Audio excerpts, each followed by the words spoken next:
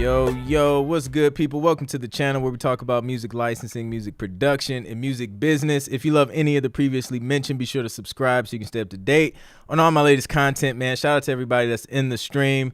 Let me know where you guys are from. Let me know what you do. I know it's been a minute. I've been eating a bunch of food in North Carolina for Thanksgiving, so I'm back now, and I'm excited because I got my guy Eric Campbell with us today, and we're gonna do some live Q&A and just chop it up, man. Dariano Productions, what's good, man? Good to see you in the building. ABU T-Rex, what's good? Trunks 23, what's up? So yeah, let me bring Eric in, man.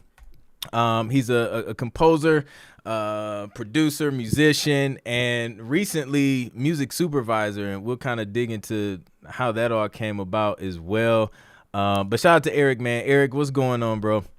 Yo, what up, Clint? How's it going? Can you hear me good enough? Yeah, man, I can hear you great. Sounds good. So yeah, man, thank you for joining us. And man, I'm excited to talk with you. I know we met a little while back through Clubhouse, through Control Camp, which is an amazing clubhouse. Like literally it's the only clubhouse room that I would go to. But man, tell the people who you are, man, what you do, and we'll go from there. Yeah, no doubt. So I'm Eric Campbell.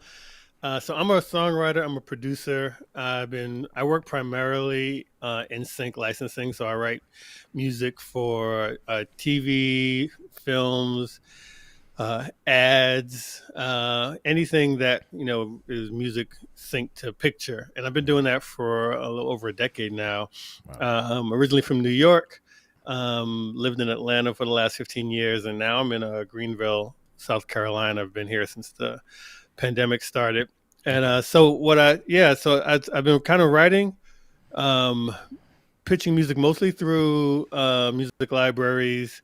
Had a lot of placements on variety of reality shows like Love and Hip Hop and Real Housewives, and I've had pictures, music on dramas like Revenge, Shameless, Chicago Fire, a lot of those types of shows. And then I got some opportunity a few years ago to actually work on some television production. So I worked on Greenleaf on set, writing music for the show, doing vocal production with the actors. I did a similar thing with the series Step Up High Water. From then I've been able to work in different aspects of sync. So from I do a little more pitching music directly to a network of supervisors. I get custom briefs that are sent to me. I do custom on spec work with a few different production companies. And now so I run Control Camp, which is a free sync education community, primarily based on Clubhouse, that will be moving soon to just the web in general. Okay. And I've recently done some music supervision. I supervised some episodes of The Family Business on BET Plus. It's been cool to just bounce around different aspects of sync licensing.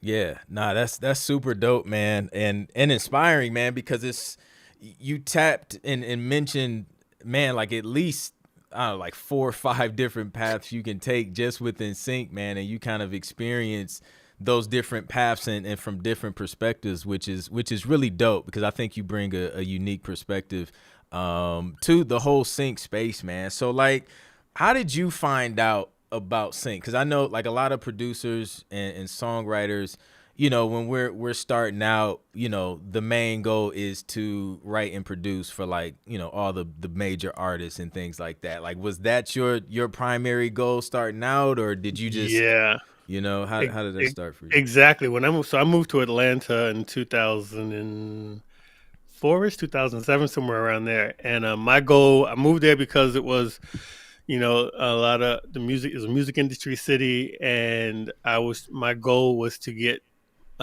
artist placements. And so I was grinding hard on that, just kind of producing, writing, demoing in the studio all night, pitching songs to different A&R reps that I would meet.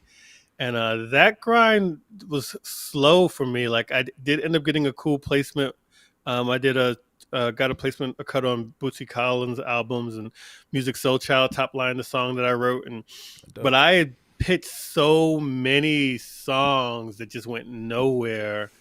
And like, I'm talking like over years, like 3 or 4 years. And I was trying to figure out, okay, I just either don't get Atlanta or I'm not in the right circles, or I just didn't know what I wasn't getting. And then I learned about an organization called Taxi, which A&R organization based out of LA.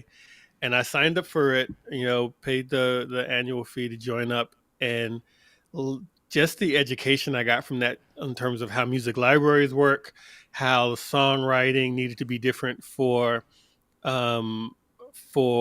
sync versus artists, it just started speaking to me. So I started, shifting my catalog to writing things that would be syncable, and started getting forwards through Taxi, started getting associated with the different libraries. And I was just like, this path is just moving a lot faster for me. It's still, there's no fast money anywhere, but at least it was a lane I could understand. And it seemed I could see a process that I could repeat and magnify. And so, yeah, I just started learning as much as I can. I started pitching as much as I could, started trying out a lot of different libraries, seeing which ones would work for me, which ones weren't working. And it was just building from there. Yeah. That's dope, man. My experience was the same. Just, chasing the major placements, had a few, but like you said, it was really slow, man. It wasn't, it seemed like it wasn't something that I had a whole lot of control over. Like, you sit down, you create the music and you send it to the manager or the A&R, and then it has to go through so many different hands. And then you got artists fighting with labels, and then it doesn't make it, and then like you said, it's just sitting there and it's doing nothing. Whereas on the sync side, it just felt like when you sat down to work on something, you knew it had a higher potential of being used eventually, even if it wasn't right away. If it gets accepted to a library, it's in a place to where it can at least get picked up and start generating some royalties or something.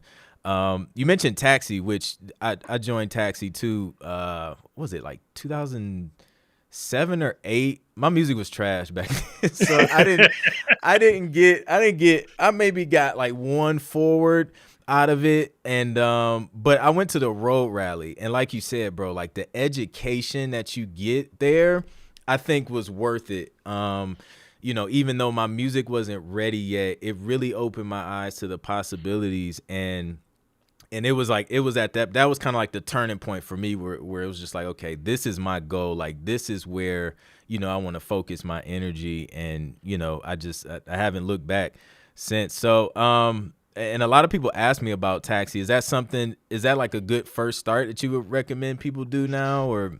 I probably joined around the same time as you. I had the same experience in terms of feeling like the education was totally worth it. The education, the opportunity to meet collaborators.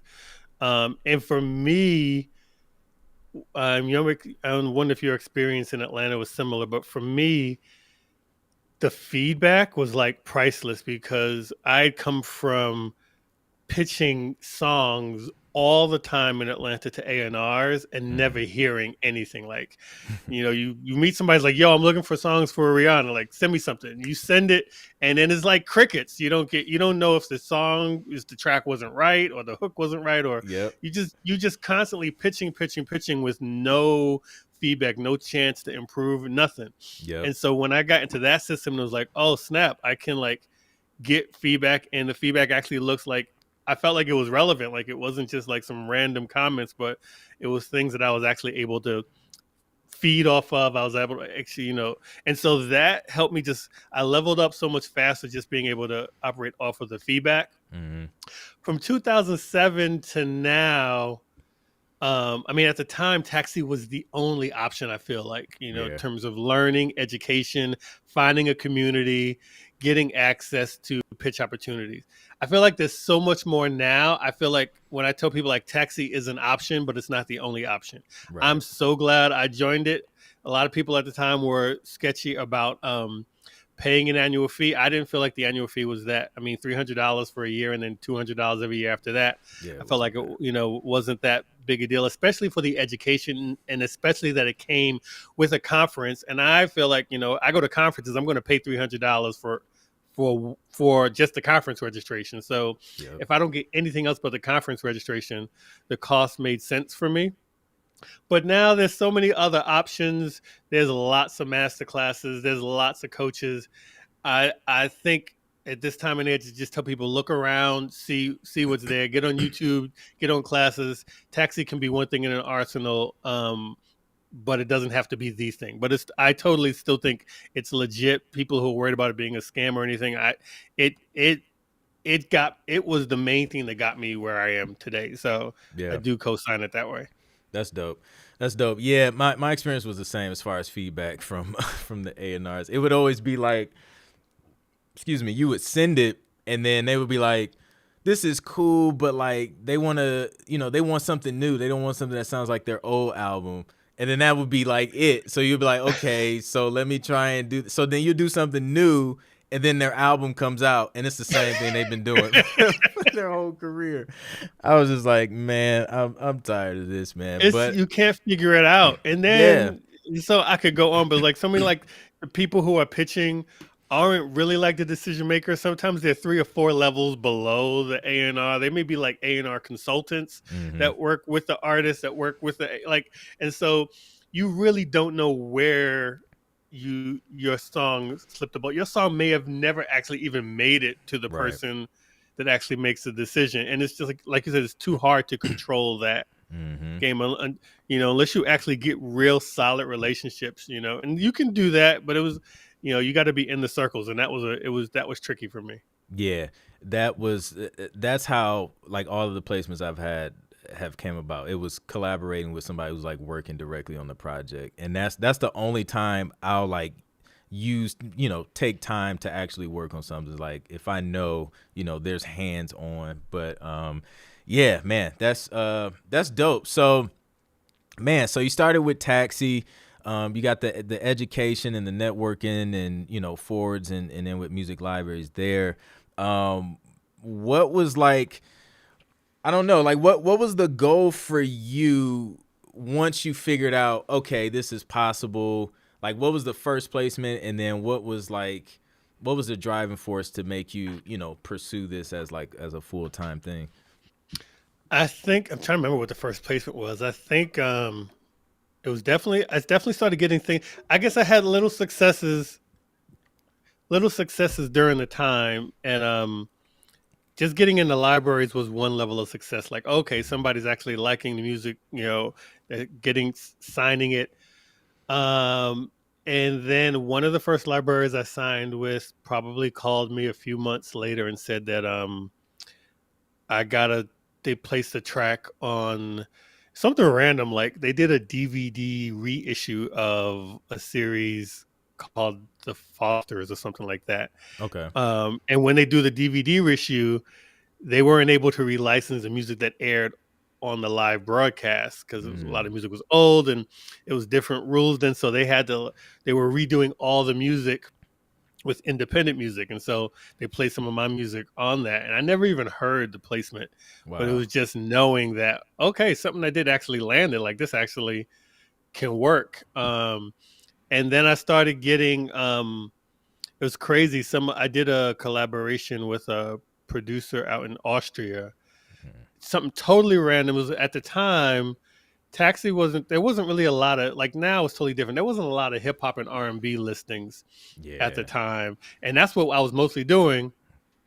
So it made me experiment more because a lot of the listings were for alt rock, indie pop. And so I was starting to collaborate. I'm a musician. I play a lot of different instruments. And so I don't mind like switching up genres.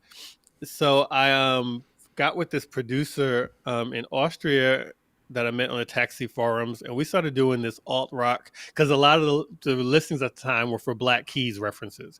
They wanted the Black Keys, they wanted the White Stripes, this alt rock, real heavily distorted stuff. And we were like, what the heck, let's just try experiment with some things. And that stuff started getting forwarded. Like I was in like it's crazy. The cool thing about Sync is you can just try stuff. Who knows it'll work? Like at the time I wasn't really singing a lot. I was always hiring other demo singers. I Mm-hmm. considered myself more of a producer, songwriter. Yeah. But we just experimented. So I was actually doing the vocals, throwing heavy distortion on them, trying to get that White Stripe sound, just like going crazy in the studio, just trying whatever. Yeah. And that stuff ends up getting forward. It ends up getting signed. And so like we landed stuff on like Shameless, on Revenge, like things with my vocals that I probably would have never produced. I would have never released it to like Spotify like today. Like I wouldn't have been confident enough. But it was Right. like just submit it to a listing and see what happens. And then wow, it lands. They actually like, this stuff with me actually, singing on it. Yeah. And so we actually put like a artist name together and started doing a lot of pitches as this collaboration duo, Mom's Basement, and that stuff Wow. started going. And so that was really really cool. It was really really cool to know that I could just experiment um, and throw something against the wall and see what happens. And so that really freed me to just try stuff. Oh, Yeah. we need rap over polka beats. All right, let's try it. Let's see what happens. Like if at least you're getting the feedback. It doesn't work. It doesn't work. But it opened up a lot of creativity for me, Mm-hmm. having these like libraries, taxi feedback. It allows me to experiment and just try and see what works. Yeah, that's dope, man. Yeah, so like with that being said, the fact that you're able to produce multiple genres, have you ever experienced like beat block or whatever in the sync space? Like, do you ever deal with that, or is it always just kind of, the opportunity to just be creative and it just flows? For me, so I'm a pretty systematic creative. Like I write every day. I'm in the studio every day. I left my job before I moved to Atlanta. So I was already like doing music full time, even though I wasn't making money from it. Mm-hmm. I was, I might be hustling on the side. I was side gigs, but I would always like every day I'm going to work on beats. I'm going to work on songs. I'm going to write something. Yeah. And so being and my background too is from IT. So I did project management Okay. for an IT company when I was working full time. And so I've always kind of been very analytical. Mm. So I like this phone, like I've got so many voice memos of ideas, beat ideas. I have these yellow pads in my studio, and I have reminders and phones of lists. So I have song concepts for days. I Yeah. have beat ideas scattered out for days. So I have such a system that it's almost impossible for me to get like a beat block or a writer's block, Writer's because if block. somebody needs a song, I can like scroll through and say, okay, I need something emotional about friendship. I'm sure I've got something that I've jotted down at some point. So if I'm riding in my car and inspiration hits, I'll open up a voice memo. I'll capture the idea. And so just getting used to doing it, capturing the ideas whenever I have them. Right. When I need them, they're somewhere. They're on a yellow pad somewhere. They're on a voice memo somewhere. Yeah. So having those systems in place kind of keeps me from getting um, blocked when I need it. Yeah, that's dope. That's super dope. So, like I always, producers and you guys feel free to drop your questions in the chat too if you guys have any questions. But like since you do multiple genres, one question I see a lot is when you're reaching out to say a music library or a music supervisor, should you send all of the different genres you know how to do in like one playlist, or do you kind of focus on a specific genre per pitch? Like what's your approach as That's far a as that? good question. So if it was for a library, I guess it depends on the kind of different things that you're pitching for. Mhm. If I'm pitching for a library and I know, I mean, I will try to do some research and see what types of projects that they're putting out. So if they're a library and they're heavily focused on the pop space Mhm. and orchestral things, then I might do a small playlist of instrumentals. Now I'm not going to overwhelm them. I might give them 5 to 10 instrumentals, and maybe it might be 2 hip hop, 2 or 3 pop, a Mhm. couple orchestral, just to let them know kind of what I do. If it's something that is they do a lot of songs, then I'm going to give a little variety of the types of songs and genres, stuff that I've produced, stuff I've co-produced, stuff I've top line, just to let them know, hey, here's kind of what I'm working on. Here's a scope. But so I think like having this combination of this mix of show them what you can do, but don't overwhelm them. I'm not going to give them 20 or 40 or 50. Like I'm not going to give them the whole catalog. Right. 5 to 10, I think, is a good way to introduce yourself Yeah. to someone who's broad. Now, if it's something like a music supervisor and I'm doing a direct pitch, if I know they're working, I'm going to try to do it only if I know they're working on a show. Mm-hmm. And if they're working on a show, I'm going to try to give them things that can work for that show. So if they're working for a show, if they're working for All American, okay, they use a lot of hip hop on All American. Yeah. Here's a few hip hop tracks. Here's some hip hop songs that I've worked on. Here's a couple of R&B, maybe just three to five, no more, that I know, because they want something they can use right now. Mm-hmm. So I guess it depends on who you're pitching to. Yeah. That's a good point too. So it sounds like you're doing research before even reaching out to a music supervisor. You're seeing what shows they're working on. You're watching those shows and like actually listening to the music that's being used. So by the time you actually reach out, it's stuff that you know for a fact like they're placing and they're using to kind of increase your chances of getting your music played. Exactly right. That's exactly how I do it. Dope. Man, so you mentioned a show, and like me and my wife, we binged Greenleaf, like I don't know how many seasons. Like we just sat there and binged through the whole thing. Amazing series, super dope music. I discovered new music through that show. How did that come about, man? And what was that experience like, working so closely in a production like Greenleaf?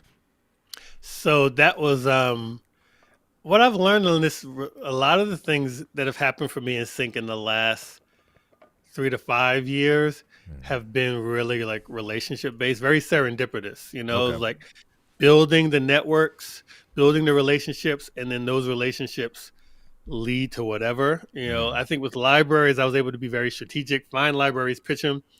Now it's kind of like, grow my network, have genuine relationships with people who work in the industry, and then kind of see where that goes, which has been very fruitful for me. So Greenleaf, I didn't plan it. I was part of I'm still part of a writing society in Atlanta called Writing Sessions America.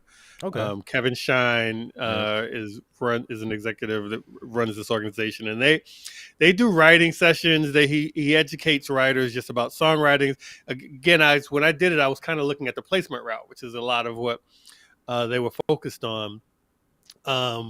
But I started looking at working on my own sync stuff while I was in there, but still always very active. And so they do annual conferences where they bring in a lot of speakers. And so there is a supervisor named Karen Marie Mason. She would always speak at that conference. And I love Karen. She's just really genuine, just always giving like lots of info. Mm-hmm. And she asked me to be on a panel that she was doing at the writing session conference and just talk about my sync placements. So on that panel was another brother named Matthew Head. He scored indie films. Okay. And he was talking about how he scores films. I was talking about how I got my sync placements, and there were some other people on the panel. But we just were meeting each other. We just kind of hit it off. Anyway, he was like, hey, I also just got my first like major TV production role. I can't talk about it yet, but I'm really excited because I've just been scoring like indie movies, but opportunity just came to me to actually do like a full-fledged TV show. So congratulations, and moved on. Mm-hmm. A week later, he calls me and says, hey, so I'm on this show. I kind of need a song. I know you write songs. Would you be interested in collaborating on something for the show? I was like, cool. So he sends me, I still didn't know what the show was. He sends me an instrumental. And I peeped enough about him at that conference and knew that he was working on something cool. Didn't know what it was, but I also knew that I wanted to kind of be in relation. I wanted to, impress him. I wanted to do a good job. Right. So when he sent me the track, he sent it to me on like a Friday. I wrote the song that night, like a 3-minute song, a ballad. Mm-hmm. It was just a piano track. I wrote the song, brought in a singer, had her demo it, and I mixed her demo and had it back to him like Saturday afternoon, Saturday night. Like it was like I was like, I'm going to turn this around and it's going to be dope. Yeah. And he was really impressed with that. And the song was, he really liked it. He's like, oh, I think the show's going to like this song. So he pitched it to it. Anyway, a week later, he's like, yo, they like the song. Actually, the show is Greenleaf and it's the second season and I'm actually got to pull a team together. So do you do vocal production? Because I need a vocal producer on the show. And I was like, I do vocal production. I do songwriting. I do the whole thing. So writing that song turned into working on the show, doing vocal production with all the actors. I got to write original music for the show. That song that I pitched to him, or the song that I did for him, that 24-hour turnaround song was used in like 5 episodes. Sheesh. Like it ended up being, Charity, Deborah Joy Winans' character, she was, her character was wanted to be an artist. So that song was like her demo song that she was sitting at a piano writing. And then they had to have a version where the producer made his version. And then they had a version where it was like they had a girl group remix it because they were going to have another artist do it. Like that one joint turned into like so many placements throughout the whole season. And then Jacqueline Carr referenced the song on the soundtrack. Like from one random, like, hey, can you write a song? Like I could not have like planned it. I couldn't have strategized it. Yeah. Like, I'm just thankful to God that it like landed like that. Right. So I wrote like 2 or 3 other original songs throughout the season and then got to like work with the actors, and the whole team that Matt put together was just really, really dope. Like it was like all original musicians, music, some really dope vocal producers. I was one of the vocal producers, but there was like the whole team of singers, some of the best singers in Atlanta, just getting to work with the people just to create this music for the show. Like it actually opened my eyes because, if you're not in LA, a lot of times you don't know like how the TV machine works. Right. And for music libraries, we write songs, we throw them into the bucket, and then we forget royalties show up. And you're like, oh, I got a placement. Oh, I got this. 6 months ago. It's like that was like the life, and now it's like, oh, there's actually a whole little like machine, like just being on set and seeing like this is actually like a whole economy. There's like chauffeurs that are carting people around and caterers and makeup artists. Like people in Atlanta are getting paid every time a movie is produced. Like lots of people. That opened my eyes to like how big this thing really is. Like we're part of a whole system that I was really blind to just pitching to libraries. It really, really opened my eyes to it. And I'm like, oh, I don't know. It's just something about knowing that you're part of something bigger.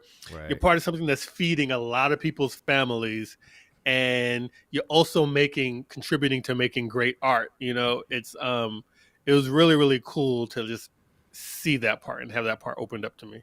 Yeah, that's super dope, man. Like, congrats on that.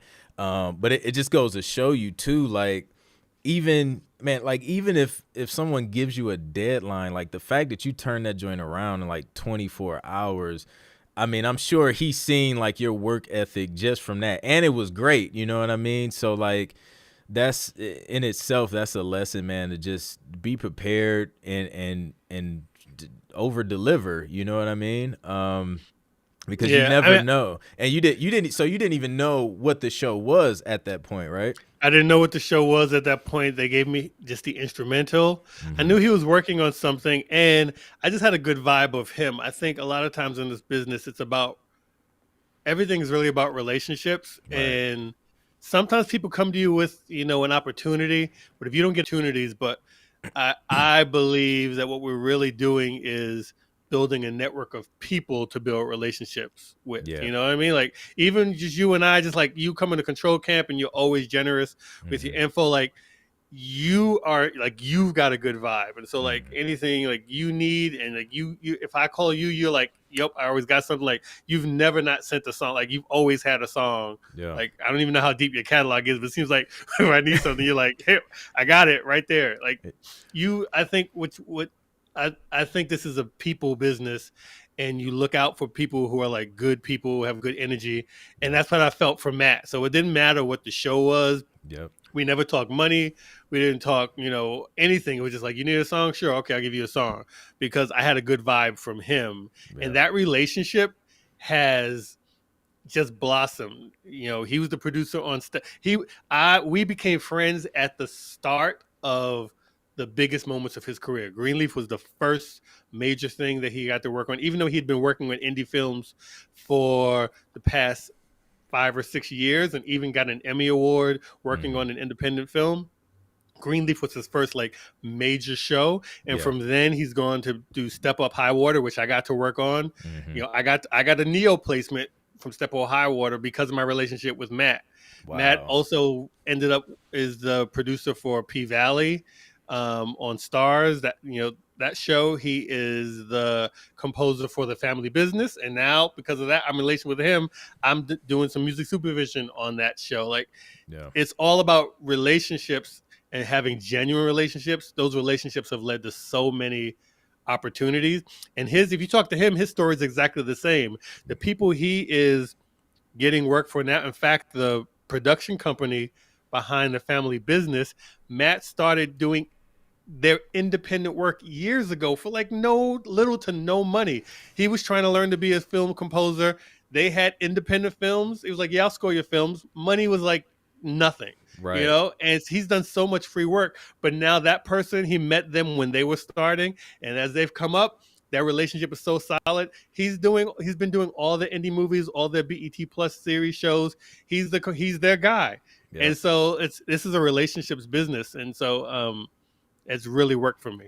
Man, that's so crucial, bro, because I feel like a lot of people, when they're just getting started, they're just focused. I want the placement. But it's just no, don't think about just the placement. Think about the relationship. You know what I mean? How can you help someone further their career or give them something that they need help with? I've had situations where, I started with, I was doing some work for a smaller library at the time. And, they at first they didn't have any upfront budget to, pay me an upfront fee to produce some music for a production album they were working on. But I was like, that's fine. You know what I'm saying? Let's, you seem like a cool person. It was a direct relationship with someone through the company. So I was just like, let's knock out the tracks. So I did that over the span of a year or so. And then what ended up happening is that company ended up getting bought out. I don't know if they got bought out, but a major publisher ended up buying their catalog. So then she moved from this working for the smaller company to working for the major publisher in the production music division. So now we built that relationship over the years. So now everything she's sending me, it's paid upfront work and dope opportunities where it's only me and maybe one other composer working on the album. And that wouldn't have happened if I would have been impatient and was just looking for instant gratification. You know what I mean? So a lot of times, that's man, dope. You really got to think about just the relationship, man, figuring out how you can help somebody. And I think another thing that I grabbed from what you were talking about was it's not always the person who's working currently on the big projects. It's that person that's working on the indie stuff. Network across, not always looking, for the person that's already on, but the people that are around you, in college and working on indie projects, help them out, because eventually they're going to get their break. And if you guys built that relationship over the years, they're going to pull you in on some of that stuff. So that's really cool, man. That's super dope. Yeah, I'm so much a believer in that networking across, because it's a small industry, and the people that you're going to come up with, especially if you want to score films or doing things, there's so many indie film producers out there who need music. And if you can look and see that somebody has the talent and the drive, be a help, because you help somebody get there. People who help, if you would have been the person reaching out and helping out Issa Rae when she was doing Awkward Black Girl. Oh man, yeah. Where would you be right now? You know what I mean? Yeah. And you could see the talent then. You Yep. could see the talent then. She just didn't have the network. But if you could see somebody with that level of talent, be like, yo, you need music for your stuff? I got you. You need to score some episodes? I got you. I see what you're doing. You grind and you hustling and you got talent. Yep. Like that's a good that's how it works. Yep. Tyler Perry's another good example of that. Like all the actors and singers that were working with him on the plays and stuff during the come up, once he started producing movies, man, he pulled them right on up with him. Exactly.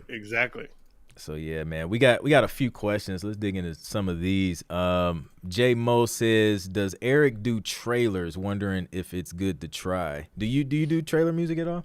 Trailer is something that I'm just getting into, cinematic hip hop trailers. Okay.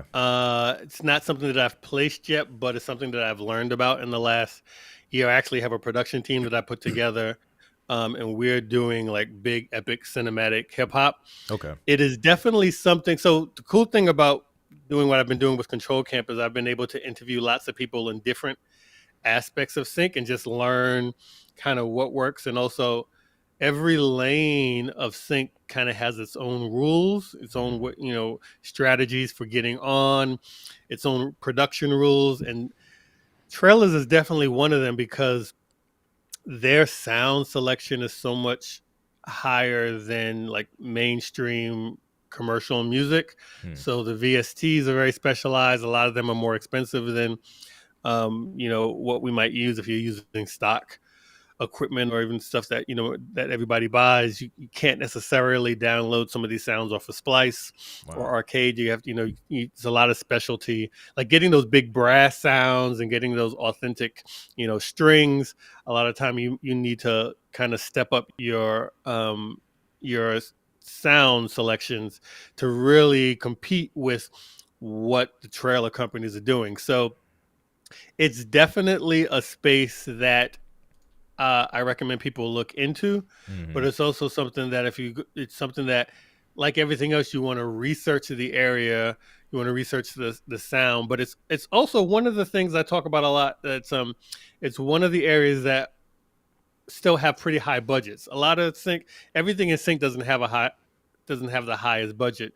Right. Trail is one of those things where you can still get five figures for one placement, whether that's 10K or 50K, you can get that off of one placement, but you've got to have the right sound. And so taking the time to learn that, taking the time to to study that is definitely worth it. Especially if you have, if you're a composer, you got a pretty strong knowledge of like music theory and orchestration and that type of stuff. And if you can do genre blending, so if you have a good sense of orchestration, but you also understand hip hop or pop music or other commercial, and you're able to blend those together, there's so much room for that in the trailer space right now. Like, it's a really specialized skill that you can profit off of. Yeah.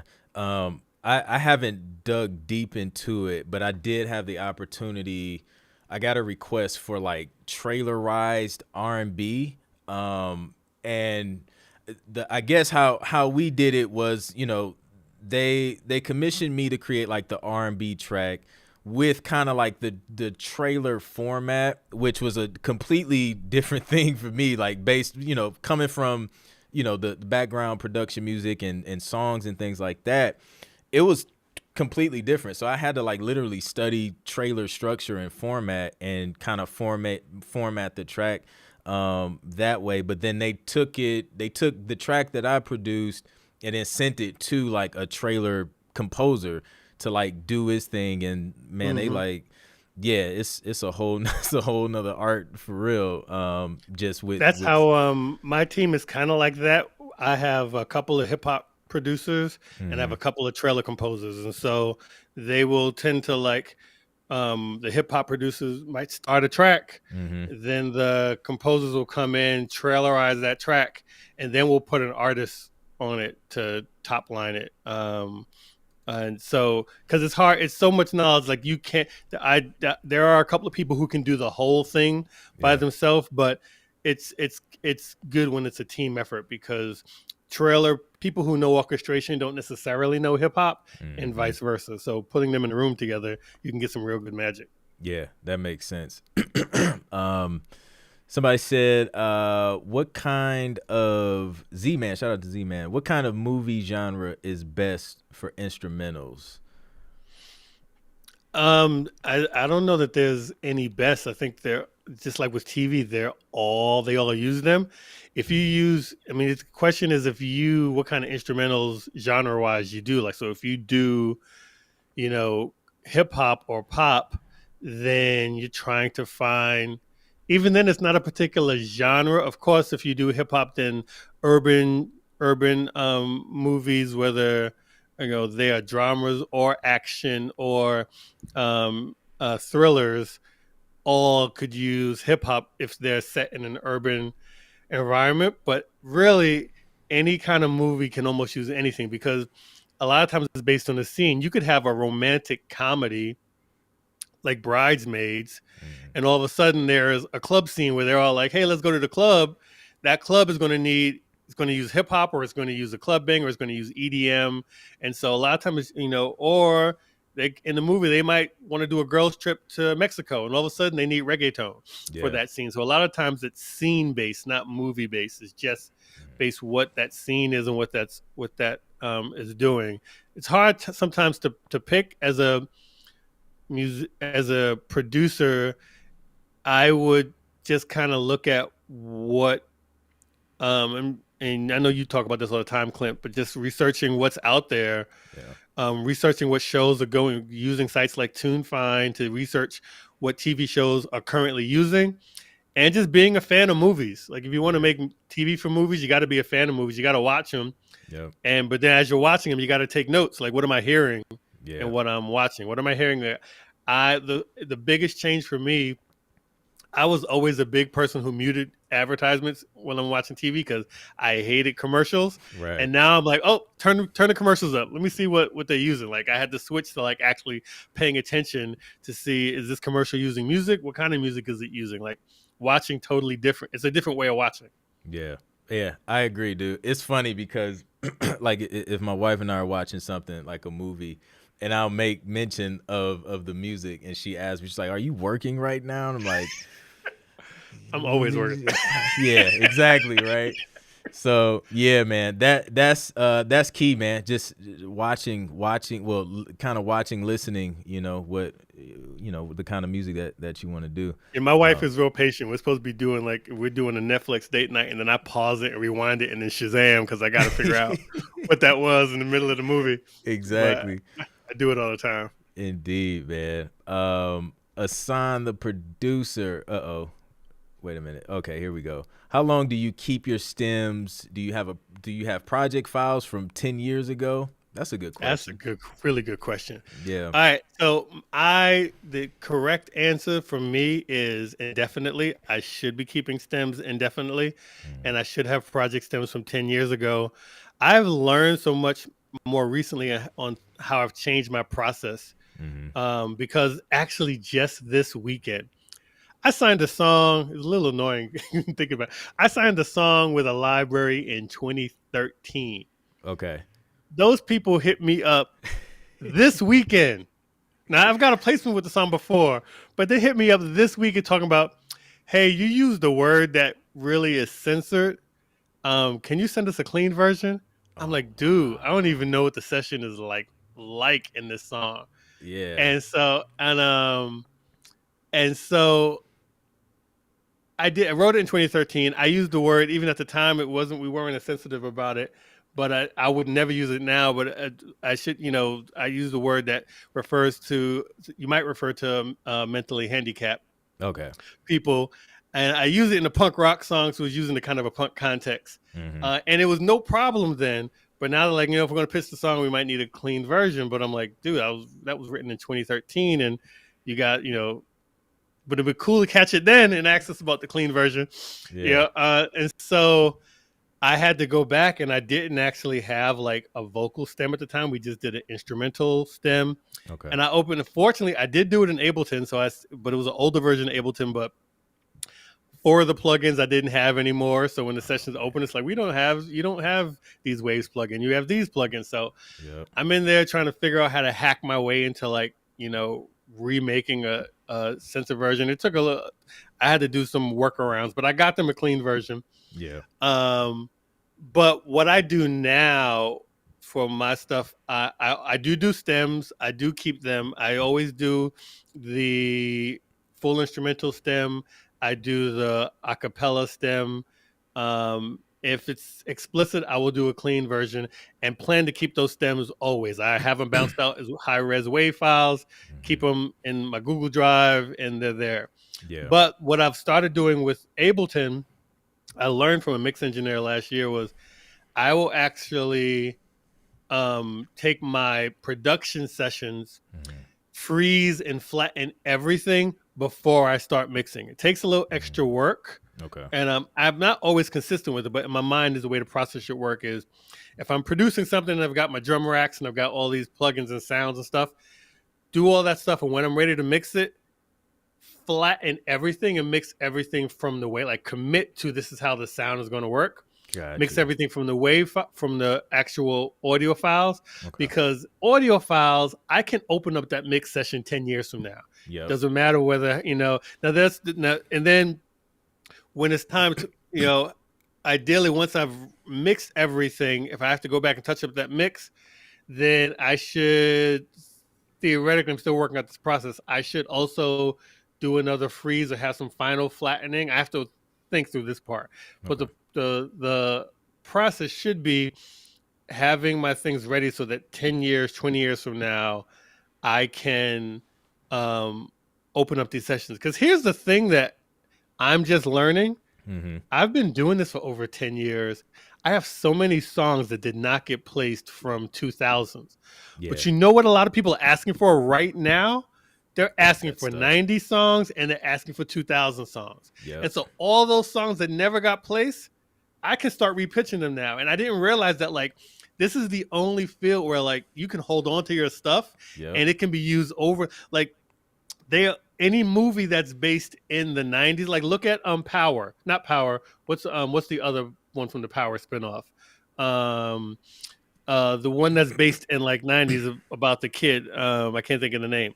Starts with a K. But anyways, 50 Cent's company, the Power spinoff, is that all the music is from like, it's all from the 90s. It's all 90s hip hop, right? And so if you were doing that, if you were doing all that sample based stuff and all those loop based tracks, there's so much room for that, right? In fact, I get briefs all the time for 90 because it's hard, sample free 90s hip hop. And like, if you can do that loop based stuff that actually doesn't use samples, there's so many placement ops for that right now. It's like insane. Yep.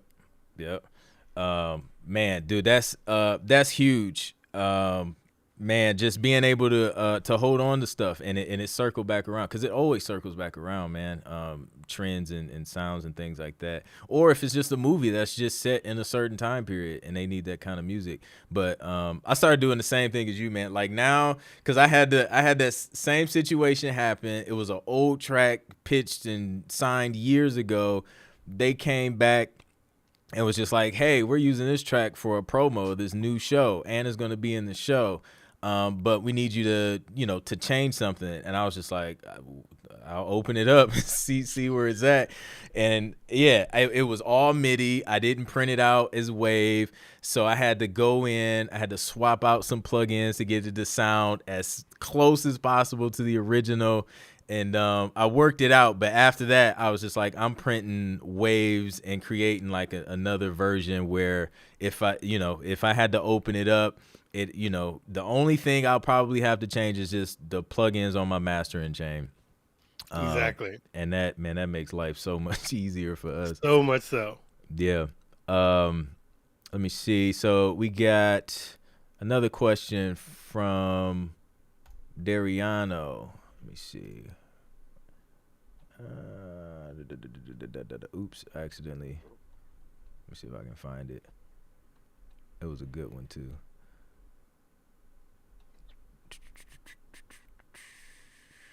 Okay, here it is. Do you all recommend releasing your finished instrumentals for TV and film before pitching to libraries and music supervisors? Um, I So would like not on recommend streaming I services. Yeah, I guess personally I would not recommend that for libraries because a lot of times libraries do their own releases. And they're also becoming the master owner of the music, and so if you've already written it a lot, and they'll do their own copyrights, they'll do all of that. And so Mhm. for instrumentals, I personally wouldn't recommend that. If you're pitching music to supervisors, then like full songs or even more instrumentals, a lot of times I don't know that supervisors deal a lot with instrumentals. Um, you may have more insight into that, Clint. The only time I had like it was like for like Vice, like tension ambient Right. stuff was the most, but for the most part it's usually like songs. Yeah, and then they don't care if those songs were released or already and you have them out because they're just licensing them. But the libraries are actually signing the songs, becoming the owner of the masters, and they they usually will not take something that's already been. From my opinion, they usually won't take something if it's already been released and published. Yeah. It's a good question. Let's see. Metallic Gold 12 says, what does it mean when a licensing slash publishing company tells you that they want to control both sides of your music? So the two sides of the music, the way they talk about publishing, and I'm not the expert on this, so even though stuff I say, you have to kind of double check. Just because publishing, it's something that I've, you know, it's still something we learn as we go, but articulating it, I Yeah. want to make sure I get it right. But usually, when you have a music, you have the master side, which is like if you go back to the actual CD days, and where you're actually putting on actual CD, the songs itself represent one side of the publishing. So there's actually like who wrote the song or who owns the song, Mm-hmm. but then the actual CD itself is considered like the master file. I'm printing this song onto this disc, whether it's a vinyl or a CD, something tangible. That so the copyright, at least in the U.S., is split in two. You have the side that represents the um, actual song, and you have the side that represents the master.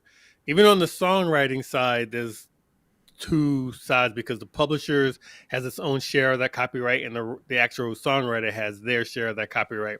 But normally, when I get like a license from a supervisor who wants to license my song, they normally are trying, by law, they have to actually have two separate licenses, for one for the master of the song and one for the actual copyright of the song. So if somebody offers you $1,000 to license a song, when you get the paperwork, it legally is going to say $500 to license the master and $500 to license the copyright. It's always two sides. Yep. And so normally that's what they mean. And so because the U.S. copyright, everything is split into those two sides, all of your legal paperwork is going to address those sides separately. And so when somebody wants to sign it, they need to know that you control both sides, that you control the master and you control the publishing side. So, which is where you probably heard Clint talk about like one stop. That they want to know that you are the one person they can go to get clearance on both sides of the license. Yeah, that was good. That was a great explanation of that too. Man, so last thing I want to dig into, man. So you recently kind of stepped into this music supervisor role. Like, how has that been for you? Just from being the one to actually put briefs out and listen and go through and curate the music. Like, how has that experience been? It's been really cool. It's kind of like it was another unexpected thing. It wasn't something that I went for or pitched myself for. It was actually, the show didn't have one, and the burden of finding songs was falling on Matt, the composer, and it's not really what a composer does. The composer focuses on the score, and so it was an opportunity for me to kind of to help solve a problem for the show. Yeah. And it gave me experience that I didn't have, trying to look at different scenes and finding music for scenes. The actual role ended up being more kind of like half song rep and half music supervision. Like, here's the scene, and then I'm kind of repping songs, and I'm signing songs to my sync rep company, and then um, fulfilling these slots on the show with songs from my sync rep. And so what I've realized is that even in the film world and TV world and the sync world, there's not like one main way of doing things. So there's a lot of supervisors also represent their own songs. They have their own kind of like agencies. They sign songs. Some supervisors are hired by the show. The show has a budget. Some supervisors are paid from the commissions from the songs that they place on the show. Like, every single production is totally different, and it's kind of like this whole world of, you watch Netflix or Hulu or all these things, you're seeing all these shows, but there's so many shows, and there's such a need with all these networks opening up for shows that everybody's scrambling, figuring it out kind of as they go. You've got production companies where this is like their first gig, and they were just doing indie movies a week ago, and now they're like doing a major thing with major distribution, and they realize, like, I don't have a team for this, I don't have a team for that, how do we, and so this whole thing of just like being flexible and being a problem solver can come in handy in so many ways, because people need content in the same way, like, TikTok users need content, like major production companies need content. And so this was really, really cool just to see this aspect of it. I'm thankful, like, through Control Camp, I've kind of been able to build this network of composers so that, I can help solve problems. If somebody needs a song, there's like a network of people like yourself who are educated in sync, who know what One Stop is, who can say, hey, here's a song. I've already got all the clearances. I'm the one-stop contact. Like, you've probably seen this, but it's crazy when you start in sync, you think the craft is the important thing, like being the dopest producer, being the dopest songwriter. And that is important. Yeah. But being easy to work with and having your business together trumps all that. You know what I mean? Like, it really does. Like, just being people like, yeah, I like working with Clint. Yeah, he always has his publishing. I ask for something, he sends it. I don't have to track down who the writers are. Like, that's more than anything. Like, it helps that the songs are actually good and there's actually syncable stuff in there. But I've also had a lot of people send me stuff and I'm like, I can't use this. Like, there's like 5 writers on here. You don't know if this writer, you don't know who the PRO this writer is. And I don't have the time to track all that down. So dope song, but I got to pass on it. I got to go with what's easy right now. Yeah. I've had that experience, where I would forward an opportunity and song would be amazing, perfect, fits exactly what they're looking for, but then they just wouldn't get it. Like, the business side of it, and it's one of those things, because you want to give more people opportunities, and especially up and coming artists and producers. But in TV and film, every time you don't really have the time to like hold someone's hand and teach them and get everything prepared, because the turnarounds are so quick. So, that's another reason why I like to bring guys like yourself on the stream, so we can educate the community, so that when the opportunities do come, like, you guys will be prepared. You'll know what you need to have in order, so that you don't miss out on the opportunity, because it happens like every day, where it's just like, song could be amazing, but because there's certain things you don't understand, or the business is not ready, or you're not registered with the pro, it just causes you to miss out on opportunities. So gotta be prepared. That's really cool. Man, so I had something. It was something I was gonna ask. I completely forgot. But this was dope, man.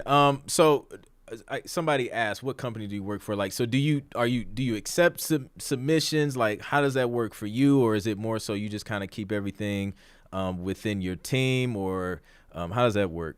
Yeah, so I right now I'm independent. I don't work with another company. I have my own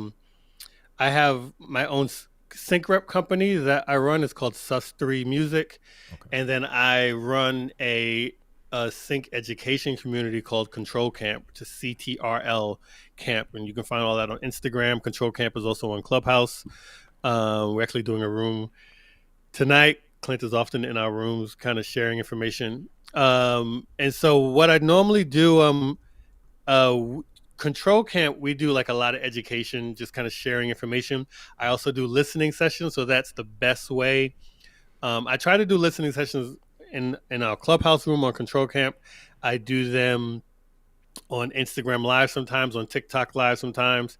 That Eric Makes Music that's on the screen, that's my IG, and I think my TikTok is Eric Makes Music with the number 3 at the end of it, so Eric Makes Music 3. But so I go live there, and when I go live, I do listen to music. It's hard for me to listen to music when they're DM'd. I just get way too much. Oh man, yeah. So it's too hard to kind of go through it. But I do try to put regular listening sessions in place because I know how valuable feedback was for me, and so I try to set aside time to give people feedback kind of on the music. The best way to kind of stay in touch with what's going on is to sign up for our community emailing list, which is at controlcamp.com. On the main page, there's an email sign up, and you can that way I'll tell you when we do listening sessions, when we do any type of meeting events. I put briefs. When we have briefs, if we're looking for music, all of that goes through the mailing list. Super dope. Yeah, guys. So make sure you sign up for that. Make sure you tune in to Control Camp. Follow Eric. And yeah, man, tons of gems. Like that's one room on Clubhouse that is going to be worth your time instead of just sitting in the room just listening to a bunch of people talk about nothing. It's organized. It's dope, and they have some really dope people come in. You can learn a lot just sitting in one of those sessions. So Eric, man, I'm not gonna hold you. I know you're a busy guy, man, but I appreciate you coming through. Appreciate everything you're doing for the community, for producers, and the opportunities you're putting out there, man. So wishing you the best and continued success.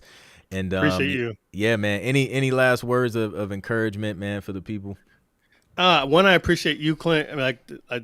You're always giving off gems and sharing information. And this is the thing. I think probably both of us are similar. Like when we started, finding this information was really hard. Yeah. And so I'm very passionate as you are in terms of putting this information out there because there's so much opportunity.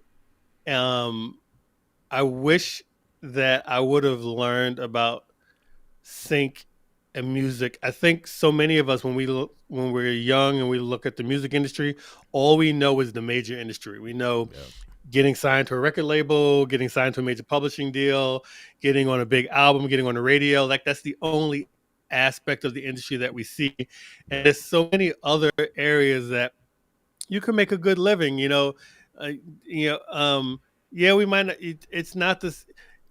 A lot of times that major industry you see like the 7-figure opportunities, but the risk involved is like kind of the NBA. It's like there's only like 10 slots per team. You know what I mean? And there's only so many teams, and so if you got a million people all chasing these 30 slots, it's not really good odds. But like there's a lot more slots in this league where people are making 6 figures. They may not be 7-figure.